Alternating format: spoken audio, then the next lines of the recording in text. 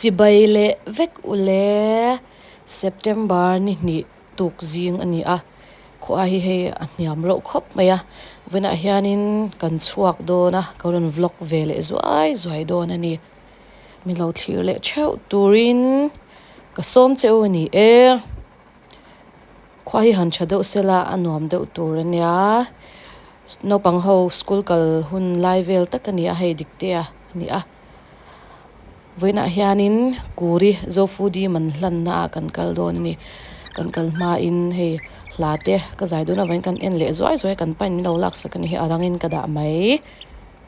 kan chuak to a hei kan chung kwa ve te han kan in khal chuak ve bek ani hi hetilai building shopping center a hianin a chung bera hianin Kuri dor oma ikero ke te nails te khoi te thomna bot dor te anei boka mo chuanin local vero Kolasib in lo kal changin ron tlo man hlanna mun kan thlenga hei hi Kuri in hall rental asiam ani a chuan hemi hmuna hianin a man hi hlan ani boka kan thleng an chan do ngal meya fanu po hei har ve khop mai alum angrenga ni kha sa thale phian buk siamo no pang hi chuanin i khoya po hang kalila i anning ma em atan chang le tuk vera te vada ka apa hi du em boka in fanu te khanin an pa te he an ngai ve ngoi chinem mok kan fanu hi chuan pa hi du em angai ngoi me ni mo pa bula mutlat zel mai ni man hlan na hun te man me kana hei palai lama changten thuan suya tuna thala tu hi u ema ani zara han thalak moi tak kan nei thin ani soibil tur vak po shela ka shitlang boxi ka nar ping boxi ti han arang chi ti han lo ve re ro se tuna kan pa I lo so mang te khati vel hei nutraman av a leslie pa hianin avala ani hi alo let le ani hi kalhi kan chanim angren khop meya khwaluma wanghan lon lu chhuak kan renga chungain fena oma ac omboka maro chu kongka hon khareng ani wang khanin hey entiak seng avot tak man lo thon ti chamo pui pung khom na hi chuan lo ma ve khom ni